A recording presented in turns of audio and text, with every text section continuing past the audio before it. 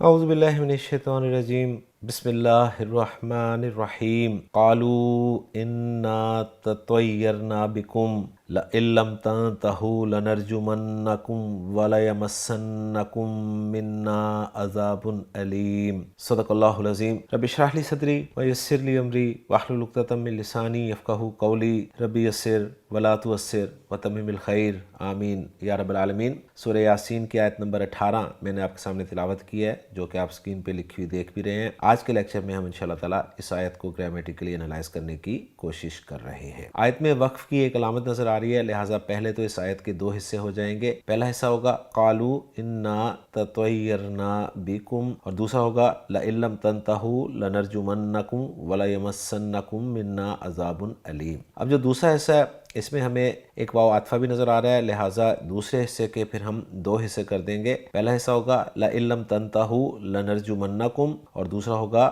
ولیمسنکم منا عذاب علیم۔ تو گویا ہم نے اس آیت کے کل 3 حصے کر لیے ہیں۔ تو چلتے ہیں جی پہلے حصے کے الفاظ کی طرف۔ تو پہلا حصہ جو ہے وہ ہے قالوا انا تطیرنا بکم۔ پہلے لفظ پر بات کرتے ہیں۔ قالوا فعل ماضی معروف جمع مذکر غائب کا صیغہ ہے۔ قاف واو لام حروف مادہ، واو سیان کلر میں ضمیر مرفوع متصل بارز جمع مذکر غائب کی۔ انا از ایکل ٹو اننا، انا حرف حروف مشبہ بالفعل، اور الف جو ہے یہ نا ضمیر منصوب متصل جمع متکلم کی ہے، جو ایک نون کے بغیر آپ کو نظر آ رہا ہے۔ آگے ہے جی تطیرنا، یہ فعل ماضی معروف جمع متکلم کا صیغہ ہے۔ تو یا اور را اس کے حروف مادہ ہیں۔ خان صاحب لکھ رہے ہیں اپنی ڈکشنری میں اس لفظ کے بارے میں کہ باب تفاعل سے یہ استعمال ہوتا ہے، تطیر یتطیر تطیرن، اور بتا رہے ہیں کہ یہ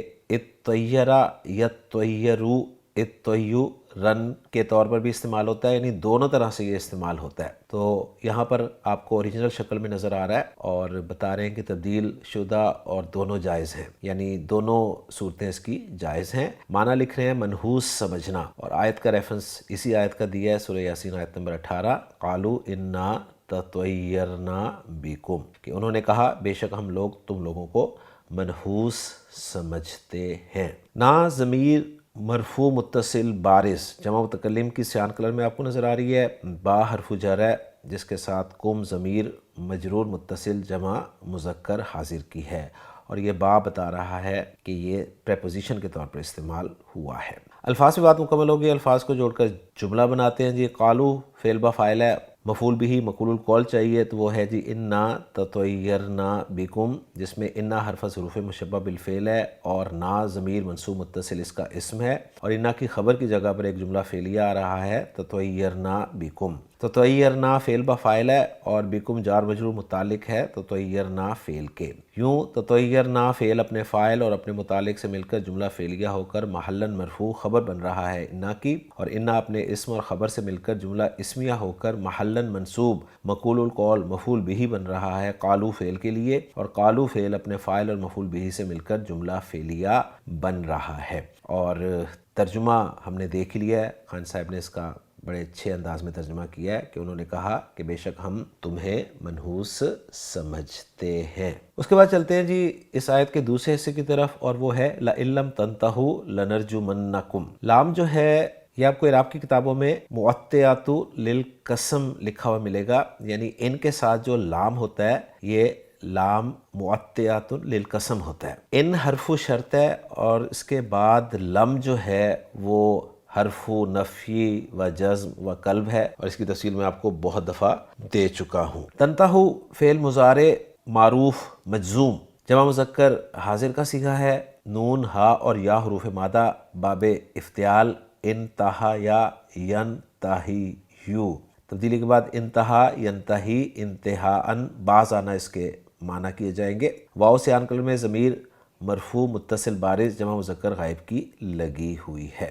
اس کے بعد لنرجمنکم میں لام جو ہے یہ وہ لام ہے جو جواب قسم پر واقع ہوتا ہے، یعنی وہ لام جو قسم کے جواب پر واقع ہوتا ہے، یعنی یہ وہ اسلوب ہے جہاں پہ آپ کو قسم اور شرط دونوں جو ہیں وہ اکٹھے مل رہے ہیں، اس لیے ان میں لام کو ہم نے قسم والا قرار دیا ہے اور ان کو شرطیہ قرار دیا ہے، گویا یعنی دو جملوں کا کمبینیشن ہے، ایک قسمیہ جملہ اور ایک شرطیہ جملہ۔ لَنَرْجُمَنَّكُم میں لام ہے، یہ وہ لام ہے جو قسم کے جواب پر داخل ہوتا ہے۔ آگے ہے جی نرجمنکم، نرجمنکم، اس میں نرجمو اصل میں تھا فعل مضارع معروف جمع متکلم کا صیغہ، را جیم اور میم حروف مادہ، باب نون سے استعمال ہوتا ہے رجمہ یرجمو رجمن، جس کے ایک معنی ہوتے ہیں سنگسار کرنا، دوسرے معنی دھتکارنا، تیسرے معنی اٹکل سے بات کرنا، اور یہاں پر یہ سنگسار کرنا کے معنی میں استعمال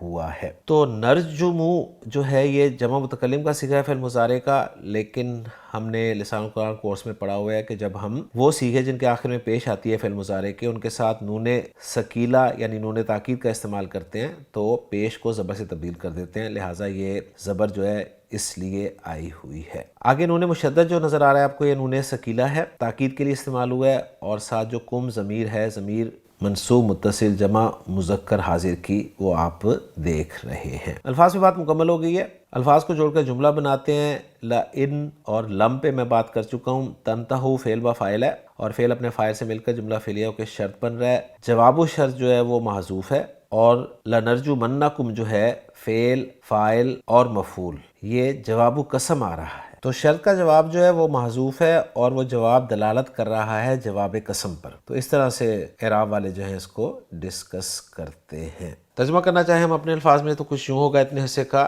کہ قسم ہے اگر تم باز نہ آئے تو ہم ضرور بے ضرور تمہیں رجم کر دیں گے۔ اب چلتے ہیں جی آخری حصے کی طرف اس آیت کے، اور وہ ہے وَلَا يَمَسَّنَّكُم مِّنَّا عَذَابٌ أَلِيمٌ۔ واو عطفہ لام اسی طرح جواب قسم پہ داخل ہوا ہے، یمسنکم، یہ میم سین سین حروف مادہ، باب سین مسیسا یمسسو، تبدیلی کے بعد مسا یا مسو، یا مسو کے ساتھ جب نون ثقیلہ استعمال کرنا تھا تو زبر دی گئی آخری حرف پر، تو یہ یمسا بن گیا، واحد مذکر غائب کا صیغہ ہے، اور یہ وہ صیغہ ہے جس کا فاعل آگے آ سکتا ہے، تو آگے مرفوع اسم ہمیں نظر آئے گا تو ہم اس کو اس کا فاعل بنا دیں گے۔ نون جو ہے یہ نون ثقیلہ ہے، کم ضمیر منصوب متصل جمع مذکر حاضر کی ہے، اور منا یہ من اور نا، من حرف جر اور نا ضمیر مجرور متصل جمع متکلم کا مجموعہ ہے۔ عذاب اور علیم معروف لفظ ہیں، دونوں مرفوع ہیں، دونوں نکرہ ہیں، دونوں واحد ہیں اور دونوں مذکر ہیں۔ علیم فعیل کے وزن پہ دردناک اس کے معنی کیے جاتے ہیں۔ الفاظ کو جوڑ کر جملہ بنائیں تو واو کے ذریعے عطف کر دیں گے اس جملے کا ہم، لام اسی طرح جواب قسم پر داخل ہونے والا ہے، یا مسا فعل ہے اور اس کا فاعل عذاب علیم مرکب توصیفی کی صورت میں آگے آ رہا ہے۔